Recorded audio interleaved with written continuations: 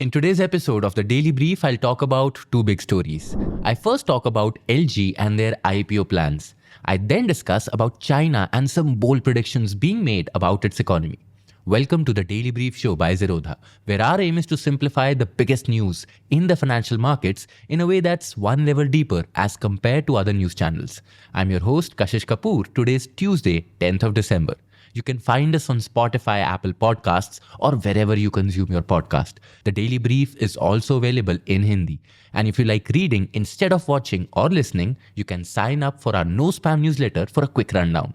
All the links are in the show notes. So let's begin. LG Electronics, a Korean company, is planning to list its Indian subsidiary. They are planning to raise around 15,000 crores through a 100% offer for sale, that's OFS, which means LG's parent company in Korea is selling part of its stake in the Indian business and pocketing the money. None of the funds will go into LG India itself. LG India is one of the most established names in the home appliances and consumer electronics. If you have a washing machine or a microwave, there's a good chance it had LG's logo on it. Their IPO documents offer a good view into how they operate and gives us a good picture about the overall industry. We've gone through the 456 pages of the document, so you don't have to. So let me get started with the very basics.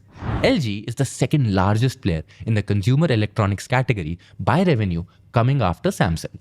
But when you compare to the listed counterparts, LG India is one of the biggest players by revenue, followed by Havells and Voltas. LG India is top brand in washing machines, microwaves and compressors. In refrigerators, it's battling Samsung for the top spot. And while Voltas might sell more air conditioners overall, LG owns the premium segment with 31% market share. By the way, here's where things get interesting though. India is still way behind when it comes to owning home appliances. Only about 40% of households have a refrigerator. For washing machines, that number drops to 20%. And microwaves, that's less than 5%. Compare that to countries like China, where these products are in most homes, and you can see why companies like LG are so excited about India. Now, where does LG India make most of its money from? LG India made around 20,000 crores in revenue last year, and most of it, about 70%, came from home appliances and air solutions. This includes refrigerators, washing machines, air conditioners, and small products like microwaves. Within that, refrigerators alone contributed around 30%, washing machines around 20%, and ACs around 30%. Roughly 20% of that revenue came from home entertainment division, that is TV and related products. What's worth noting is how LG's premium products drive its profits. While cheaper models bring in more customers, it's the high-end products with better margins that really boost the bottom line. Now, selling electronics in India is as much about distribution as it is about products themselves. LG has built a network that spans both organized and unorganized sectors, each with its own dynamics.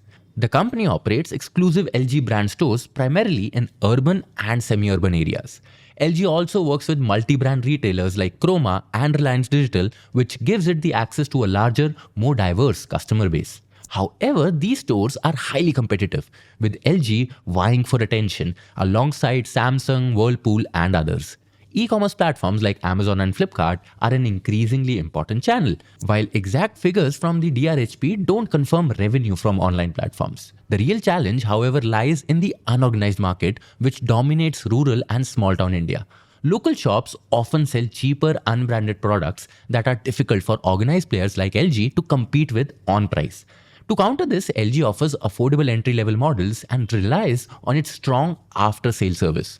According to an analysis by Redseer, the unorganized general trade sector is expected to drop from 40% to 32% and organized online, that is e-commerce, to go from 38% to 45% in 2028. Most of what LG sells in India is manufactured locally. The company runs two major factories, one in Noida and another one in Pune. Together, these facilities not only meet domestic demand but also help LG reduce costs by minimizing imports. LG is also planning a major expansion and planning to set up a new manufacturing facility in Andhra Pradesh. It is a reasonable assumption that LG wants to do this to take advantage of the government's PLI scheme that is designed to boost domestic manufacturing capacity by giving financial incentives to companies and also reducing our reliance on imports. Now, on to the next story, China. Let's start with the latest data. China's consumer inflation dropped to just 0.2% in November, down from 0.3% in October and well below the expectations of 0.5%. This isn't just a random dip. It reflects a fundamental weakness in domestic demand. Chinese households, still recovering from the property market downturn and uncertain about their economic future, are holding back on spending. Instead of consuming, they are saving more and paying down debt, particularly mortgages. Even more concerning is what's happening at the producer level. China's producer price index, which measures factory gate prices, has been in deflation for 26 straight months, falling 2.5% in November. This persistent deflation creates a troubling cycle.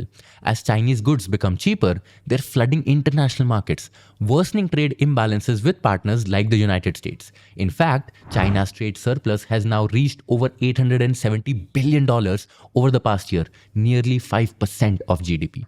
Now let me take a step back and explain the fundamental problem here. You see, China's economy has been built on a model that heavily favors investment and exports over household consumption. The numbers tell the story. Household consumption makes up just 39% of China's GDP compared to the global average of 58%. Think of it this way. China has essentially built an economy that's fantastic at producing things, but struggles to generate enough domestic demand for those same things. This creates a cycle where excess production leads to deflation at home, pushing companies to export even more, which then leads to trade tensions abroad. But here's what makes this problem even more difficult to solve. About 60 to 65% of China's total savings are held by top 10% of households. This means that even if China figures out a way to make sure more income goes to households, improves its social safety net to encourage rural residents to spend, it won't significantly impact overall consumption since lower income households simply don't have much savings to begin with.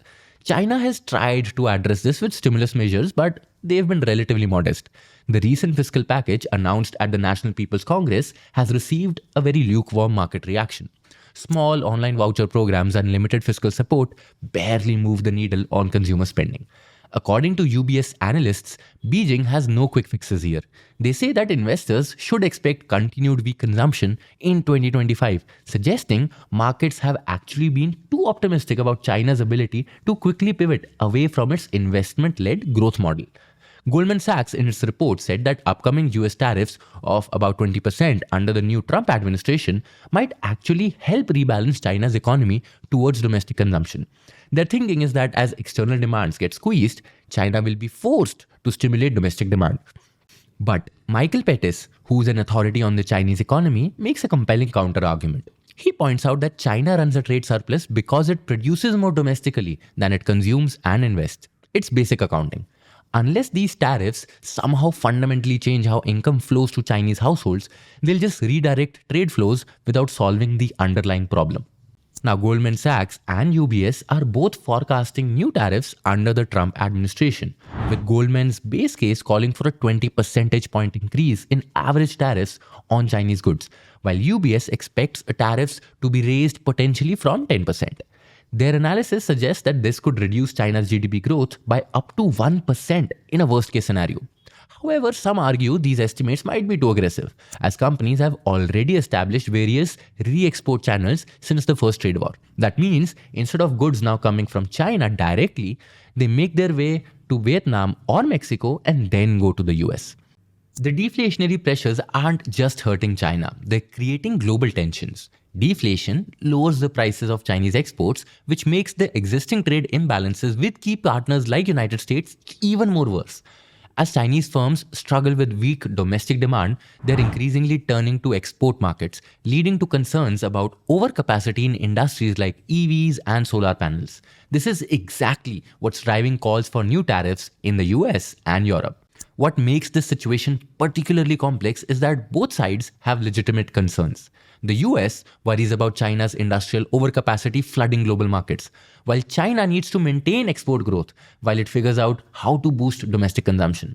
This isn't just about trade, it's about fundamental differences in economic models. Looking ahead to 2025, ING forecasts China's GDP growth to slow to 4.6%, with consumption growth remaining tepid. To really change this dynamic, China would need to fundamentally restructure how income flows in its economy, getting more money into households' hands and boosting their confidence to spend it. Without such reforms, China remains stuck in a cycle where it produces more than it consumes, leading to deflationary pressures at home and trade tensions abroad. Now, moving on to the tidbits for the day. First, the government has appointed Revenue Secretary Mr. Sanjay Malhotra as the 26th RBI governor for a 3-year term. A seasoned IS officer, Mr. Malhotra, brings extensive expertise in public finance, having led GST Council deliberations and boosted India's tax collections. His tenure begins amid a challenge like high inflation and growth pressures. Number two, the government plans to phase out sovereign gold bonds by FY26 to curb fiscal liabilities as outstanding liabilities hit 4.5 trillion rupees. Retail investors may pivot to gold ETFs as the focus shifts to fiscal consolidation and reducing gold import duties. And finally, foreign portfolio investors invested 24,454 crores in the first week of December 2024, reversing heavy outflows in October and November. This inflow signals renewed confidence in India's markets, with IT and banking sectors benefiting from improved valuations. And that's it for today. I'm your host Kashish Kapoor. This was the Daily Brief, and I'll see you in the next one. Disclaimer: this content is for informational purposes only. None of the stocks, brands, or products mentioned are recommendations or endorsements.